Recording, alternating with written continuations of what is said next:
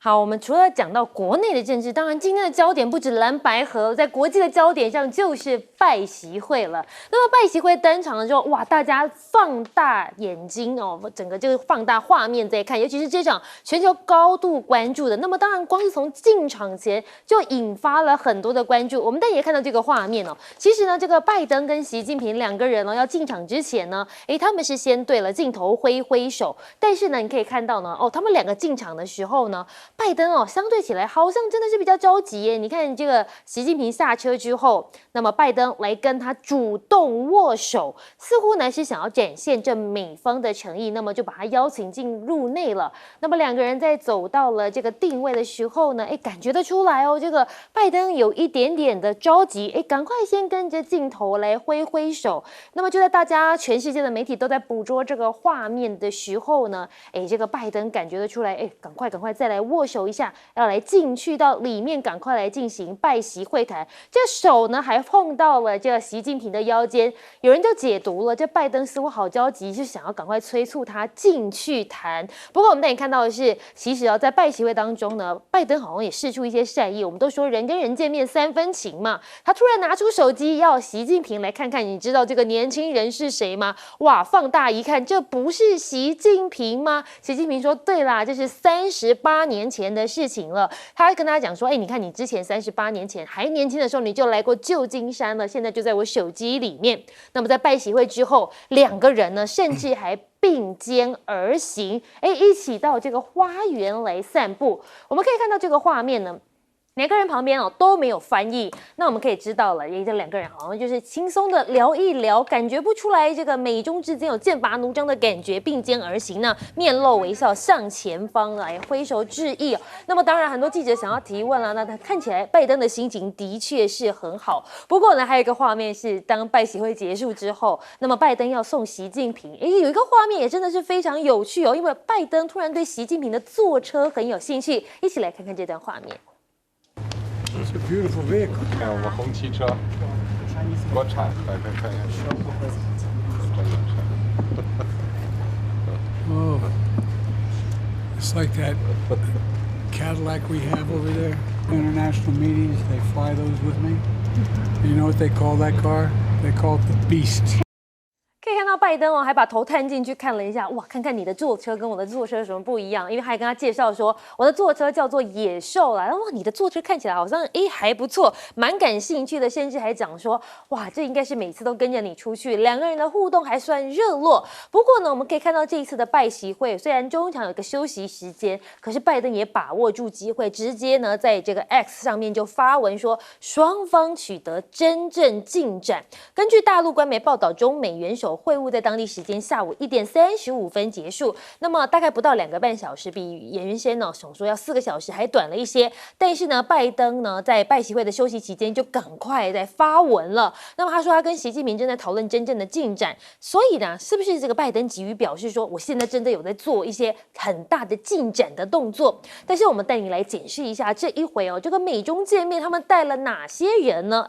感觉不太一样我们透过画面带你来看到的是。美方带的官员似乎是比较偏国安军事类，而中方则是外交的部分。我们透过画面可以看到，美方呢是包括了国务卿布林肯、耶伦、雷蒙多、苏利文、国安会中国事务官员，但中方的代表呢，则是这王毅财长蓝佛安，还有王文涛、谢峰跟华春莹等人。可以见得这两个人的注重的地方好像不太一样，所以携带的官员也不同。而我们带你看到 APEC 峰会呢，美中元首会晤，大陆媒体揭10个不寻常的细节。有人说这气氛怎么样？2个关键字。坦诚跟深入，坦诚就是大家也都不藏不掖着，那么深入就是进行充分的讨论。3个不，2个大国不打交道是不行的，想改变对方是不切实际的，冲突对抗后果谁都不能承受的，针对很有针对性那么习近平就说了，这个地球容得下中美两国，我们各自的成功是彼此的机遇。过去他是讲太平洋，这回讲到了地球，所以有人就说这是不是就是眼界呢？我们再带你看到的是，当然了，拜登接下来也要来拼连任了，他是不是还是不能放弃抗中这一块？因为在拜习会前，他在一场旧金山的募款活动说，这习近平重建美国在世界的领导地位，正在确立另外一个例子，他们真的遇上问题了。但在拜习会之后呢，被问到是不是还会叫习近平是独裁者，他说某种意义上他是独裁者，他以一人之力治理一个国家，一个共产国家，这跟美国奉行的政府体制是截然不同的。亮哥，我们就想要请教一下，今天这个拜习会各方关注，有人就说这个拜登好像很着急，你怎么看？不，因为确实是在那个气球事件之后啊。那美国就不断的派官员到北京嘛，这个过程很多啦，比如说气候大使 John Kerry 啊，那叶伦啊，商务部长啊，还有康达都陆续去了北京啊，对，那就是希望双方能够恢复对话沟通啊，所以这整个过程大家都看得出是美国希望这个习近平能够去美国一趟嘛，啊。而且他这次为了表达重视这个场合，还把他跟 APEC 做区分嘛，他们是先见面，对不对啊？那你可以看到拜登还很讲究，他说不能够让你跟商会聚餐之后才见面，我必须在那之前见面啊，所以他就是要，因为中国也有他的目的嘛，中国就是说，我就跟你的州政府交往啊，跟你的民间交往啊，所以他要用商会当前。那美国也不要让你得逞啊！美国就说不行不行，我们高峰会先这样。可是这个先也意含着美国真的想跟习近平见面了啊。那主要的见面就是启动所有的对话，那尤其是军方的对话啊。因为我认为啦，这个所谓事不易无益啊，对美国来讲最重要的就是无意与中国发生军事冲突了。所以这一点无论如何，拜登要避免啊，所以他认为防长之间的见面非常重要啊。那我认为中国大陆已经表达善意嘛，所以接下来那个东南亚防长会议，那个中共军委副主席啦，张又侠应该就会跟奥斯汀见面，好像就在明天吧，好像就在这个礼拜啊，所以我是觉得就会落实啦。那事实上，我们要知道，中美的恢复沟通对话，绝对不是只有军方啦。中美之间是有100多个对话的小组啊，对话的机制啊，所以我估计他们未来会有非常非常多的比较小规模的交流啦啊，那会逐渐的在各个领域堆叠善意，那你就会看到每一个项目可能都有一点小成果，有一点突破。对对对，然后可是他不会寻求说我总的路线改变，不会，因为拜登这样会被攻击啊。所以比如说他也不会去承诺我要减少科技制裁，可是实际上就会放手让一些科技项目过关。比如说可能会个案许可、个案豁免，他就会这样做。比如说他也不会说我要结束贸易战，他不会这样讲。可是呢，这个12月要做301调查嘛，那他可能就会让某一些项目通过301调查，然后就取消那个关税的加征这样。所以我的意思是说，因为拜登毕竟要选举，所以他需要面子，他要有台阶下啦，不然共和党是对他虎视眈眈。对，所以可是呢，实质的改善他需要，因为他知道中美任何关系的改善，得分的都会是执政党，那他就是执政党啊。那共和党就是反对，什么都反对嘛啊。那所以他在这里就是说，我一方面要避开共和党攻击我，对，所以我不会做全面性、通则性的路线调整，我还是有贸易战，还是有科技战啊。那可是一些个别的会用别的方法来舒缓啊。那中国大陆是这样，中国大陆就认为你这个美国政府大概不可信任嘛。那可是呢，他愿意跟州政府交往，愿意跟商界、跟民间来交往。所以习近平陆续在北京见了比尔盖茨嘛，然后也见了加州州长 Newsom 啊。那在跟加州州长见面的时候，他就说了，他说中美关系贵在民间啊，贵在地方啊，未来要看青年啊，活力是在人民啊。你看他讲这种话，好像都跟联邦政府没有关系这样啊。为什么呢？因为他对拜登坦白讲互信很低啦，因为他一直认为拜登说话不算话。可是呢，他也知道中美不能不交往，对，所以他就从州政府、从民间、从商界来交往啊。所以你可以看到，你说有没有过招？当然有啊。他希望商会聚餐血面啊，晚上再跟你拜登见面啊，这里就是过招啊。可是拜登毕竟是主办方嘛，对，那就尊重他啊。可是通常外交如果讲到坦率，就是表示大家都讲大白话了。那当然就是有很多不同意见，那当然是这样。那我们来请教一下严老师，您又是怎么看呢？这一回双方带的这个幕僚，可以看到美方比较重这国安军事的议题，但是大陆方面相较于来讲，就是比较外交的人员，对不对？我觉得第一个就是我们在台湾的时候观察好像都不晓得到底拜习会什么时候会举行，是不是一定会去啊？可是现在透露出来的资料是1个月前双方就敲定好了啊。敲定好以后，其实经过了多少的演练，就是说安排讨论什么地方聚，连白宫的记者、跑白宫的记者都不知道，他们这次是到了加州才知道是在这样的一个私人的庄园啊，这个见面，所以他们就已经安排好很久，然后所有那个内部的协调位置做的，就是我们说整个场景细节都已经是1个月前开始讨论了。所以就是表示说，其实1个月前就已经答应了。那我们也看到，其实这个铺陈，刚亮哥也讲，你从这个各个部长这个今年这个夏天开始，就一路在跑大陆嘛。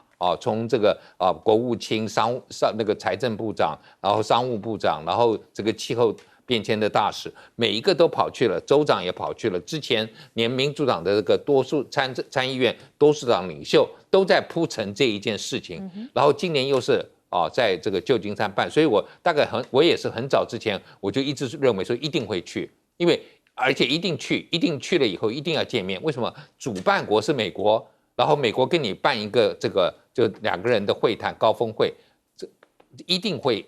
如果今天在巴厘岛，在别的地方，你还有可能觉得说，哎呀，那个格局那个迎接的规格不够。美国今天摆了一个，就像你6年前吧，2017年你到这个川普的这个海湖庄园或者是你在这个10年前跟奥巴马在这个南加州见面，规格都一样嘛，就是一个外国重要国家领导人的规格，所以我觉得。大陆也达到了这个目的，就是说，好像现在看起来就觉得说，大陆今年整个的这个状况不是很好，习近平需要恢复一点他的威信。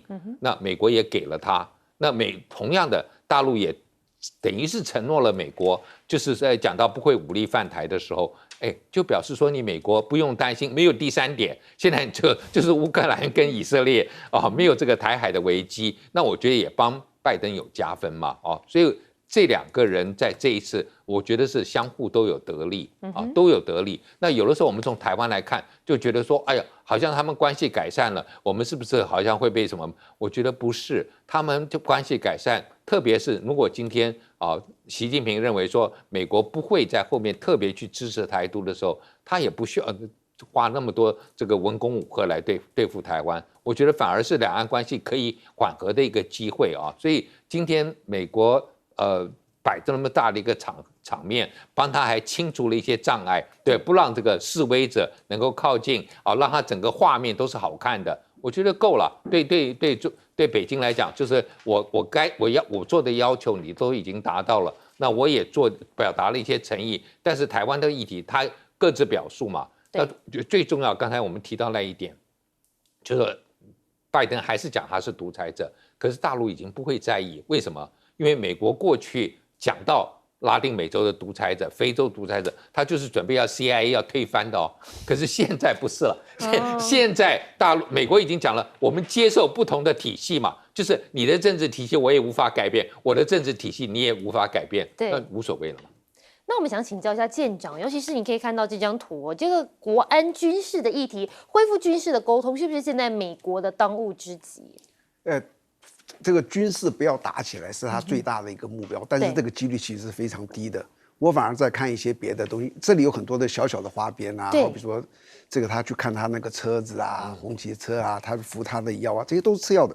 我跟你讲，其实这个是外交谈判，外交谈判你第一个要看这一次谈判谁是主动，谁是被动，谁是趋于一个就是主管的这个优势。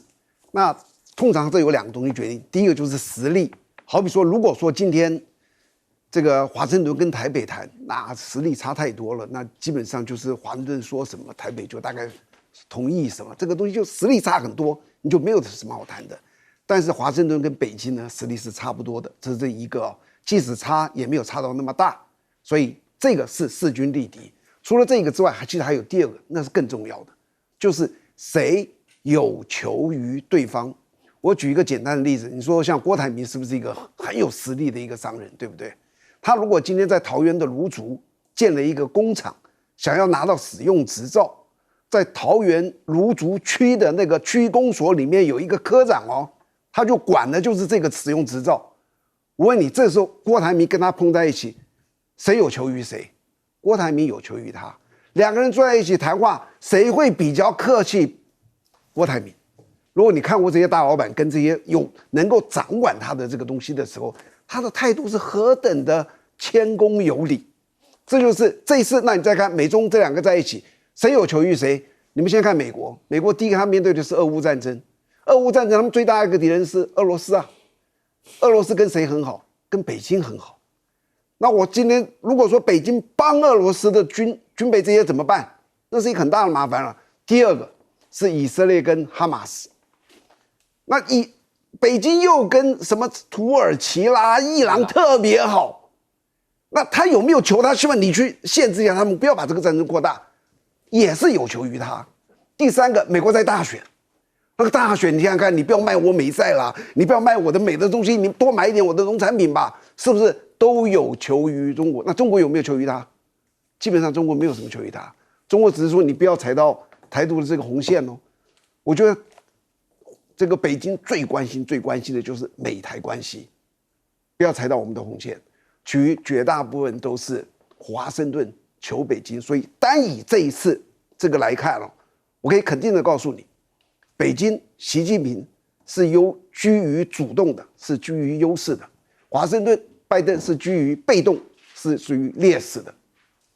好，我们来带你看到呢，刚刚呢舰长有讲到了，的确以巴冲突现在各界也在关注，而目前的局势呢是以色列似乎开始已经站不住脚了吗？因为以军在西法医院部署推土机，这样子的动作引发社会严重的批评跟关切。那么加萨的战火烧了将近1个月，那么以色列总理的信赖度只剩下4%，你没看错，真的是只剩下个位数，超过70%的民众都听谁的？就是他以色列军队的发言人哈加里。现在大家呢好像对他的信任感比较高，来到了73.3%，2个人形成了明显的对比。不过我们带你看到的是，在澳洲这个部分，围绕着反犹太主义抬头，澳洲总理跟反对党的党魁在议会雷击辩。我们先带你来看看这段画面。Australians are fearful at the moment. The sort of activity that is occurring is scaring them, and I stand with them. No one should threaten people because of their religion or their race in this country. Some babies, I'm against being killed in Gaza. We have responsibilities as a democratic nation to say that democratic nations must stand up consistent with the international rule of law. And that is something that I have done and will consistently do.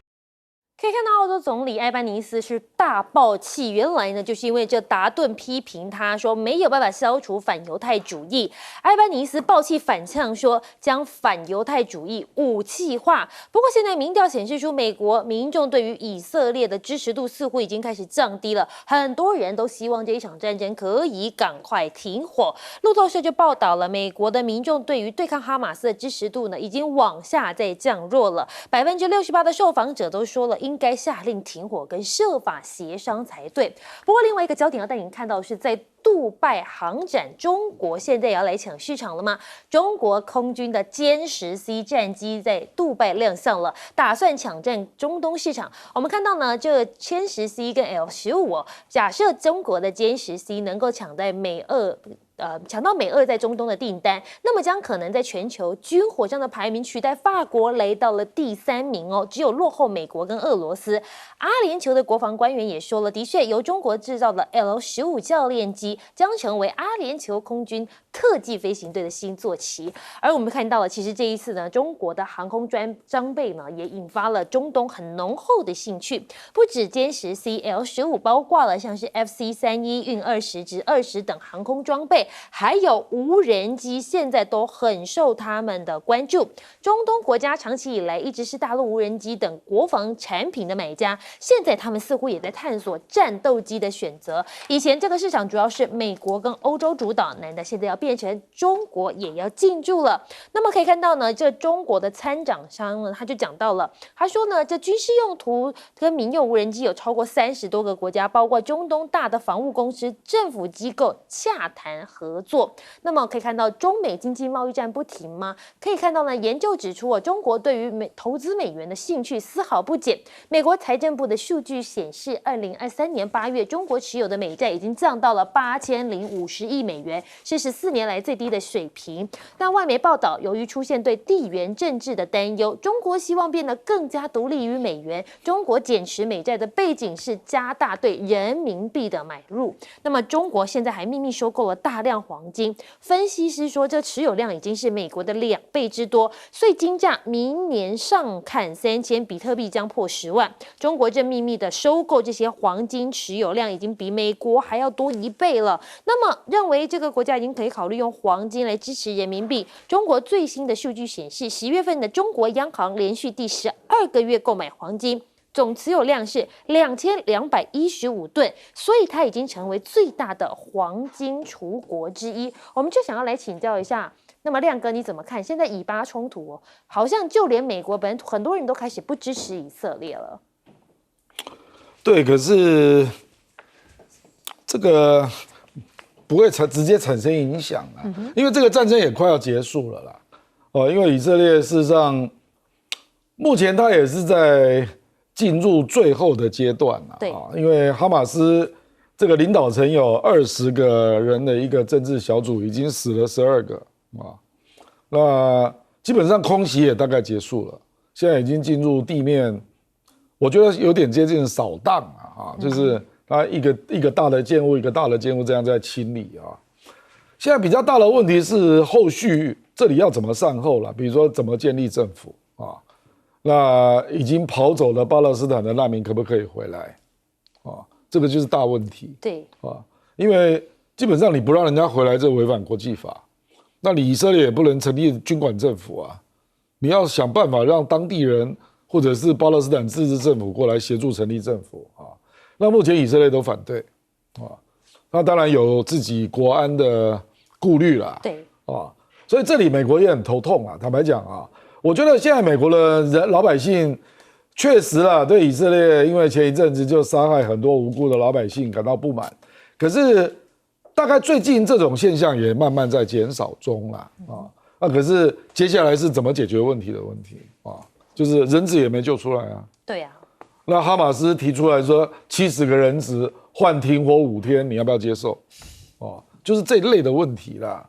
不然坦白讲，我们这个不是有那个出兵能力的人也很难有什么话语权呐。就老百姓只是在，包括那个澳洲总理奥班尼斯你在那边讲这个不应该这样残杀平民嘛，可是澳大利亚有做了什么？他也拿不出手法啊！你去看，像其他国家一样召回大使啊，没有？没有啊，是啊，你看周边的阿拉伯国家，除了部分国家召回大使啦，那请问他有对以色列做经济制裁吗？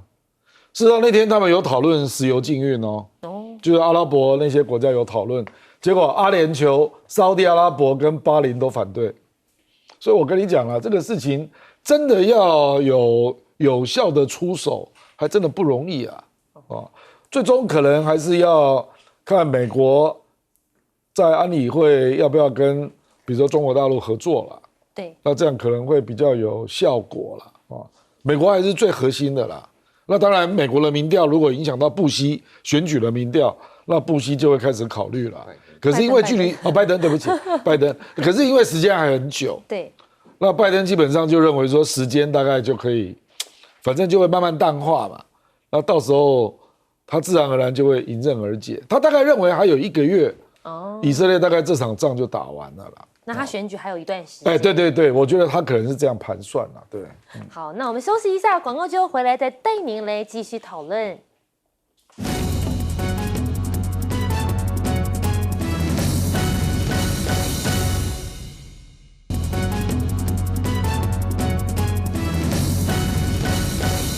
欢迎回到新闻大白话。那么我们要请教一下舰长，这个中国的空军歼10C现在也在中东亮相了，您怎么看呢？全世界的所有空军哦，都有所谓的飞行表演队，好比说美国海军都有他自己的叫做蓝鸟。那你想想看，全世界这么多的，为什么杜拜的航展单独邀请中国大陆的81飞行队？我当时一看到这个说，他为什么不邀请台湾也有一个飞虎小组啊什么的等等？那他由此可证，就整个中国大陆的在全世界的地位是在提升的，这是第一个，否则他不会去找别人就算了。第二个呢，它为什么是歼10C哦？我要跟大家报告一下，所有的强国，像美国、像中国大陆，都叫很大的这个强国，他们的军事发展在战斗机这个方面哦，它都分了3种的格式。第一个叫做重型的，第二个叫做中型的，第3个叫做轻型的。大概都有这3个哦。好，你看看美国哦，重型的战斗机是什么 ？F-22哦，那个贵得要命啊。那它中型的呢是 F-35。它轻型的是 F-16，这3个飞机哦，如果你把它比例是同样放大出来，你就会发现，这个重型的大概这么大，中型的大概就少了一点，轻型的更小，一眼就看得一清二楚，它的载重量、它的净重，它能够最大的载重多少，差异还蛮大的。所以 F-16我们在用的是轻型的，那中国大陆呢，它也有这3型哦，它重型的是谁？歼20，它的中型的是谁？歼31或是歼35，现在有2种型号，不知道最后他用哪一种。还有一个最轻型的是谁？你知道？就是这一次用的歼10C。歼10C基本上它在这几个品种里面跟 F-16是一模一样的。那全世界的军火市场你是很难打开来的哦。以现在为止，所有的战斗机卖的最好的是美国的 F-16。为什么？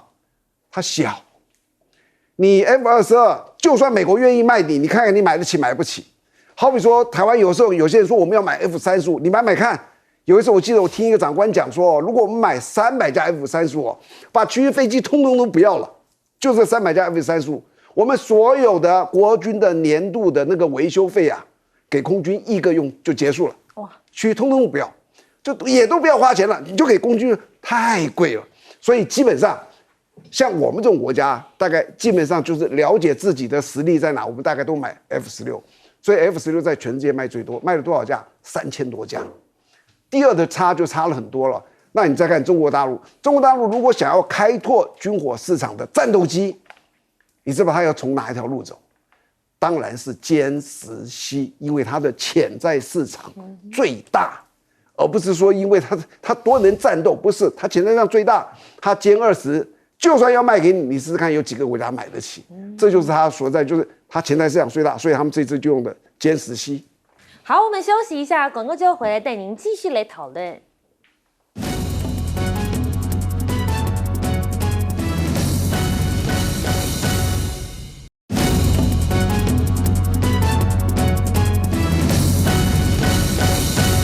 回到新闻大白话，我们来请教一下严老师，您觉得现在以巴冲突的发展如何呢？我觉得当然就是刚才我们提到艾巴尼斯啊，他讲到说不要把这个反犹主义啊来当做就是武器化，这确实是啊，就是很大部分的美国人都同情或西方国家是同情以色列，同情犹太人遭遇，然后也担心过去的反犹主义会复活。对，但是你不能因为担心这个就说那以色列可以啊，对这个哈马斯或者说对这个加沙的这些平民百姓进行这种不符合国际战争法的规定啊，那我觉得这样最明显的一个例子就是美国经过了这个布林肯这个穿梭外交之后，美国也表达了不满，因为最新的一个安理会的提案要求以色列还是用那个字哦，美国讲的那个 pause 啊，停火，那现在通过了。就是美国是弃权，英国弃权，俄罗斯也是弃权，其他国家12票通过了。那如果今天通过这个，那以色列作为一个联合国的国家，那是不是要去遵守就是你至少要接受这个安理会的决议嘛？那如果你不接受，难道你要退出联合国吗？就好像当年日本因为不接受这个国联这个制裁，就是说对日本的，他那个时候就对这个东北的这个日本的这个占据东北，结果日本干脆就退出那德国也后来也退出国联，那以色列你大概不会退出，那你是不是就要遵守？那我觉得至少在这一点上面，拜登给他一个压力之后，那拜登。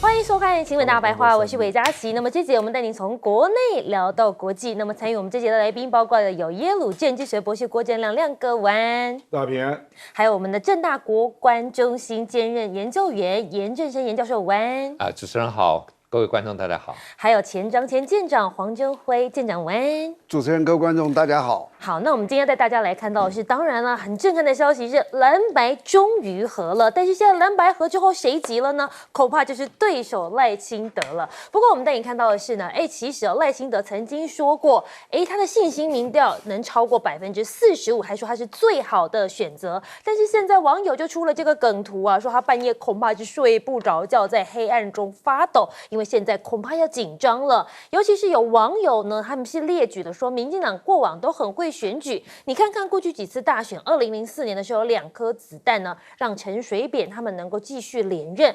2020年的总统大选前49天，竟然爆发出王立强事件，向心夫妇被限制出境。不过现在看起来好像也没事了。再来2024年，今年的总统大选又会有什么变数？现在大家打上了大大的问号。只不过呢，我们带你看到昨天蓝白合的场面，大家都很认真在看。不过可以看到呢，这蓝白合结束之后呢，大家要握手要致意嘛，我们就带你来看到这个画面这个前总统马英九在跟这个聊完之后，当然一一致意，跟柯文哲握完手之后呢，当然是想说，要不要来跟他的幕僚来致意一下，因为这是马前总统的习惯。结果没想到呢，他要跟这个柯文哲竞办发言人陈志涵握手的时候，没想到就被柯文哲从中间穿过去了，结果没想到就是这一个东西这样打断2个人的握手，现在就被人家拿来大做文章，说硬生生从人家握手中间穿过去，到底是把别人当空气，还是把别人当透明？那么网友也开玩笑说，应该是在救他不要被死亡之握握到。所以有人就说了，现在难道这绿营的网军又开始在打一个人，这个人就是柯文哲吗？那么这一回呢，柯文哲在蓝白合里面看起来是大让步，让很多的柯粉觉得不能接受。那么很多人就纷纷扬言了，怎么会这样？我们的实力真的有比较差吗？柯文哲说，其实他在中南部走了一圈之后，60%的选民还是希望政党轮替，所以这一次的最大目标在于下架民进党，他可以来忍让。今天还讲到哽咽，但是我们带你来检视过去呢，柯文哲在8月讲到他的选战目标排序，他有说过，第一是两岸和平，第二是总统胜选，再来是下架民进党，最后才是壮大民众党。所以有 PTT 的网友就说了，侯家柯本来应该是1+1=2有优势，但现在柯文哲最大的问题就是他要怎么说服这些民众党的支持者，这些年轻选票，你要怎么把票投得下去他跟国民党在一起的侯柯配？那么现在难道是又要扣上这个红帽子了吗？蓝白合以美国忧心，柯文哲前一天在政论节目自爆，他在上节目之前就接到一通电话，这电话打来的不是别人，是 AIT 问他说，请问一下蓝白合是不是有中共介入的痕迹？那么他说，不管中国、美国、日本，只要台湾周边的国家都会影响到台湾的选举，不要把特定阵营贴上特定的标签。AIT 是说对台湾民主有信心，不会选边站。不过拜习会里面有讲到，拜登要求中国尊重台湾的选举程序，那么习近平保证不会武力犯台。陆委会也说，中国多元介选遍及到政经各个领域。这个陆委会主委邱泰山就说了，不管是中国、美国或是日本，只要是台湾周边的国家，都会影响台湾的选举。哇，那这下是不是又来了？我们先来请教一下亮哥，你怎么看？尤其是现在赖清德是不是开始着急了？当然是啦，因为事实上你可以去看外媒嘛这个每次要反驳民进党，你就拿外媒啦啊，那你就说这个彭博啦、华尔街日报跟金融时报都是中共同路人吧啊，因为他的论调跟现在大家谈的都一样啊。他说这个高度引起执政党可能会败选的可能性，这个就是彭博的标题啊。那你赶快去说彭博是中共同路人啊，赶快去说啊。那彭博、金融时报、华尔街日报这个叫不叫介入选举啊？他们标题就是这样说因为蓝白合，所以执政党落选的几率大增。那请问这样是不是介入选举？昨天而且是第一时间文章就出来了。当然台湾是很重要嘛，所以他们才会关心台湾的大选，而且他们还特别强调说，刚好是在这个拜习会的时候，那中美要缓和的时候，那传出这件事，所以他们就认为说，这个一定会严重影响到华盛顿把台湾当作棋子的这样的一个盘算。那这个是不是中共同路人？你可以说啊，因为人家当记者、当评论员就是就事论事分析嘛，只要分析对你不利的，就是中共同路人啊，就是介选啊。我们连事实都不能分析啊！邱泰山现在的那个言论标准变成这样啊？邱泰山以前是这样吗？就为了你的新潮流的赖清德要选，你就突然变成这样了嘛？讲白了嘛，哪一个英文的媒体没在分析台湾的选举啊？而且就是认为台湾的两岸政策有可能因为蓝白合然后发生变化。如果执政党换人就会发生变化，这个就是英文的媒体的分析那你再说介选我跟你讲，你先去查英文媒体有没有介选这个2021年5月，经济学人说台湾是地球表面最危险的地方，这个才是真正的介选啊！你怎么不去抗议经济学人欧布莱恩前美国国家安全顾问来台湾。蔡英文还给他颁发大寿锦星勋章来台湾就说派出所要装刺针飞弹，每家要发一支 AK-47，你怎么不去说那个共和党的人要介选你怎么不去说莫名其妙嘛！我跟你讲，没招才玩这一招啦。我跟你在这边跟你预测啦，今年选举因为选情危急民进党一定会搞王立强 2.0 你就等着看好了。我跟你讲，上次澳大利亚爆发那个王立强这个假新闻蔡英文第一时间是怎么回应的？要不要去找当年的新闻画面出来？蔡英文第一时间就认定这个就是国安事件，结果后来人家认为是诈骗事件，蔡英文有道歉过吗？当时的 AIT， 也请问美国 AIT 请问你有没有转引澳大利亚媒体澳大利亚的媒体，澳大利亚一个右翼的报纸叫 The Age 我都还记得请问第一时间或第二时间我不清楚AIT 有没有引述这篇文章？那你 AIT 引述这篇文章叫不叫介选那事后呢？事后王立强就是个诈骗犯，澳大利亚政府呢？遣返中国所以谁在介选大家心知肚明少来玩这一招。民进党还提了一个黑熊学院的院长当不分区第2名认知作战专家。是民进党即将黑熊化这种政党当执政党自甘成为黑熊部队。那但这个选民大家自己去判断吧。要黑熊化是台湾追求民主的理想吗？民进党要黑熊化赖清德把他排名不分区第2名第2名是什么意思男生的第1名这样大家听懂了吧？男的不分区的第1名叫黑熊部队这样你听懂了吧？你支持赖清德就是支持黑熊部队，赖清德就是黑熊部队的大队长嘛，就是这样嘛。我们以后选举都用这样的方式来选嘛，因为你们口不择言那我们也不用客气了嘛，就是这样嘛所以我跟你讲啊，自己慌不择路啦，看到蓝白合紧张了嘛，本来躺在床上，现在突然发现要坐在床上，那未来要站起来了，那本来只用关刀在选啊，还维持仪态啊，现在连扁钻都要拿出来了，是不是这样啊？是不是铺天盖地，网络预算要下了，1450到处都是啊，王立强2.0要出来了，3.0要出来了，这个是不是你未来要做的竞选的风格啊？我看这个讲清楚吧，台湾还说自己是民主国家嘞，你的那个大老板蔡英文745天没有开记者会啊，要不要讨论一下？民主笑话跟谁同级？跟金正恩同级啦，跟谁同级？金正恩从来没有开过记者会啊，你745天没有开过记者会啊？请问亚洲有哪一个民选国家的领导人没有开记者会的？长达700多天，你要不要告诉我有哪一个？你就是跟金正恩同级嘛，那吴钊燮赶快再来骂我，赶快啊，那 NCC 赶快再来开单啊！我讲的不是事实吗？有哪一个民主国家的领导人700多天不开记者会？你要不要面对一下啊？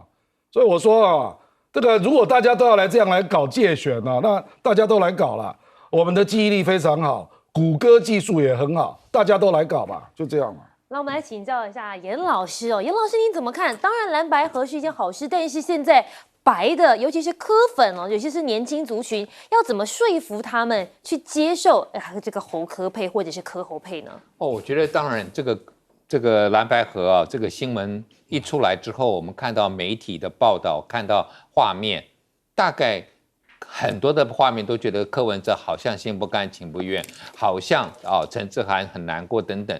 那我觉得这是画面决定了一切哦，就是你今天柯文哲，你如果今天是带着出头，讲得非常开心、有信心的来谈，那他的群众会支持的结果如果今天你真的想要蓝白合，你讲出来的话是可以说服你的群众，因为基本上民众党就是柯文哲嘛，就是不是说有一堆人，不像国民党那么这个样子，所以柯文哲其实就是代表民众党。如果他今天讲的很有信心，讲的觉得这个真的是为国家的益，他是不愿意看到台湾的年轻人上战场，因为柯文哲讲的嘛，第一个他要和平嘛，我觉得他是可以有这个说服力所以你说他的支持者会不会因此跑掉了，不回来投票？我觉得就要看柯文哲后续的表现嘛。如果柯文哲能够说服他的支持者说，这个是为了你们好是可能看我没有关系我真的是想为了国家的前途，那我觉得是有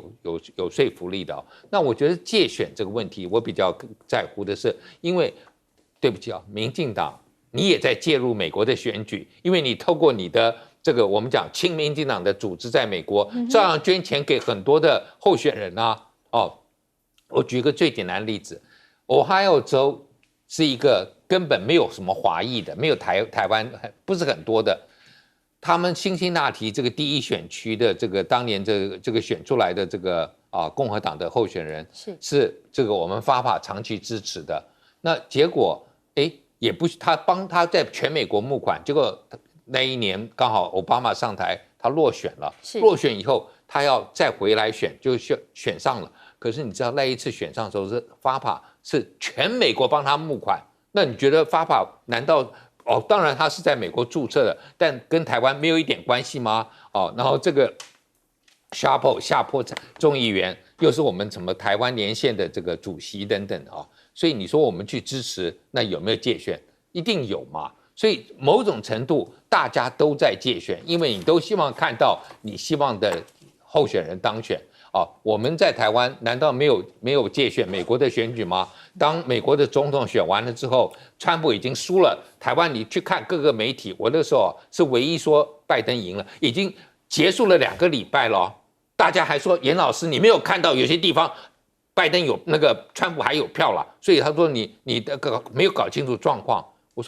我说我都相信美国这个民主程序，可是台湾一路在说这个是川普赢了，那我们没有介选吗？我觉得不要这样，因为大家都有一个政治立场的表达，你可能不甘愿看到什么。大陆当然也有他希望看到哪一个候选人，可是我觉得大陆现在也学乖了，从朱镕基开始就觉得说，哇，什么东西大陆的谈话都可以被民进党拿来操作啊，成为一个好像对岸介入。我觉得他们现在根本不在乎。说老实话，我不觉得大陆对这个哪一个候选人有特别的信心啊。大陆不是包括这个习近平都已经讲了吗？说我们寄望于台湾的老百姓人民啊，不再寄望于这些政治人物，所以不要把它讲得那么复杂，那不要用这个每次都拿来这种操作。我觉得老百姓应该够了啊。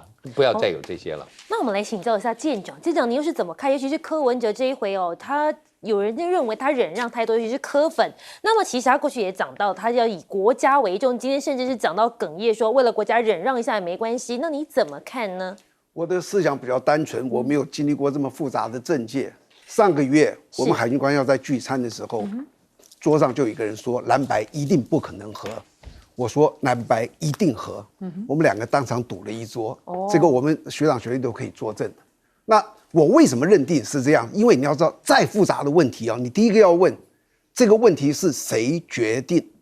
蓝白合谁决定？侯友宜吗？不是侯友宜，他哪有什么？他能够说他要当副，他敢说他试试看，国民党会不会原谅他？蓝白合能不能合？只有一个人，他一念之间就是柯 P。所以这个问题，你只要跳到柯 P 的立场去想，而且你是柯 P，你坚持分，那他也知道一定输嘛，输定了。那你一人政党能够再撑4年吗？我觉得你要打个很大的问号。接着你说和你赢了，我先不管你当正正副。第一个，因为你们一旦和你的蓝白会合伙造势一起，好比说韩国瑜也帮你们的立委助选那个去站，那你们是不是立委的席次会更多？最大化肯定的嘛，一定的。第二个，如果选上了，你入阁的阁员会不会变多？比原来输掉要多吧？一定会多啊，对不对？第三个，对民众党的党的这个力量是大还是小？当然是大。所以你跳到柯 P 力量下，每一样都是他能够获胜的，他为什么会去放掉呢？第二个，柯 P 没有包袱；第三个，柯 P 决断就是他而已。所以我当初想说，柯 P 很聪明，他想清这些问题，他一定会同意的。好，你今天已经这样同意了，对不对？我问你，这几天会不会变？我告诉你，如果你要再跟我赌一桌，不会变。为什么你知道吗？因为这个变只有一个人能够变，就是柯 P。可是柯 P 我对他有信心，他够聪明。你现在在跟像男子汉一样站到底，我是柯 P，我心里想，去你跟我讲这些胡说八道什么东西啊？我是柯 P，我理都不会理这些。他已经决断就是决断。那第三个，大家要去问会不会赢？很多人想说，像刚刚这个委员也说了好多这个剑招啊，什么阴招，对不对？我现在告诉你，这一次蓝白一旦合起来，一定赢。为什么？两个东西。第一个，过去这种烂招太多了，王立强2颗子弹什么等等等，是不是一路过来？第二个，大家记住以往选举是选你爱戴谁，好比说我支持马英九，我这个支持国民党。这次选举是选什么？你知不知道？你痛恨谁？好比说我支持国民党，结果很多人造谣，甚至放一些这些有的没的的，我可能说，国民党好像有问题，算我不支持他了。可是我告诉你，这一次民进党在剩下的60天，他如何扭转全国痛恨民进党的这种心情，那个太难了。